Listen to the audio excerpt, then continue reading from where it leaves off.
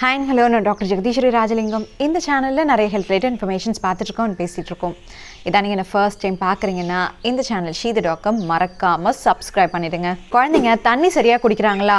அப்படி குடிக்கலன்னா இந்த வீடியோ உங்களுக்கு தான். பெரியவங்களை விட குழந்தைங்களுக்கு தண்ணியுடைய இம்பார்ட்டன்ஸ் ரொம்ப அதிகம். பெரியவங்க உடலுடைய அளவை விட குழந்தைங்களுடைய உடலுக்கு அதிக அளவில் தண்ணி தேவை இருக்கும். கொஞ்சமாக ஃப்ளூயிட் லாஸ் ஆனாலும் அது ப்ராப்ளம் தான். மெட்டபாலிக் ரேட் அதிகமாக இருக்கிறதால குழந்தைங்களுக்கு அதிக ஃப்ளூயிட் லாஸ் ஆகும். அதே போல் அவங்க விளையாடுறப்பவும் அவங்க உடம்புலேருந்து அதிக அளவில் தண்ணி வெளியாகும். தாகம் எடுக்கிறப்போ ஏதோ ஒரு பிஸியான ஆக்டிவிட்டி செஞ்சிட்டு இருக்காங்கன்னா அதை நிப்பாட்டிட்டு தண்ணி குடிக்கணும்னா அவங்களுக்கு தெரியாது. இது அவங்களுக்கு டீஹைட்ரேஷனை உண்டாக்கும். நிறைய குழந்தைகள் அடல்ட்டை விட ரொம்ப ஆக்டிவாக இருப்பாங்க.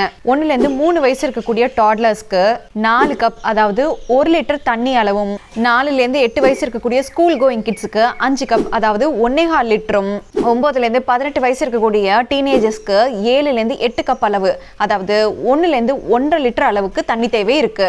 இது அவங்களுடைய ஆக்டிவிட்டி அண்ட் கிளைமேட்டிக் கண்டிஷன்ஸை பொறுத்து மாறுபடும். 9லேருந்து 18 வயசு இருக்கக்கூடிய டீனேஜர்ஸ் 7லேருந்து 8 கப் அளவு அதாவது 1லேருந்து 1.5 லிட்டர் அளவுக்காவது தண்ணி குடிக்கணும். எப்பவும் குழந்தைங்க தாகமாக இருக்குதுன்னு சொன்னால் பாட்டில்டு ஜூஸஸை கொடுக்கக்கூடாது. நிறைய நீர் இருக்கக்கூடிய காயன் பழங்களை கொடுங்க.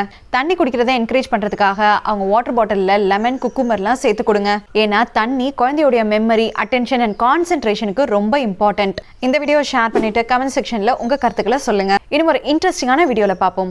பாய்.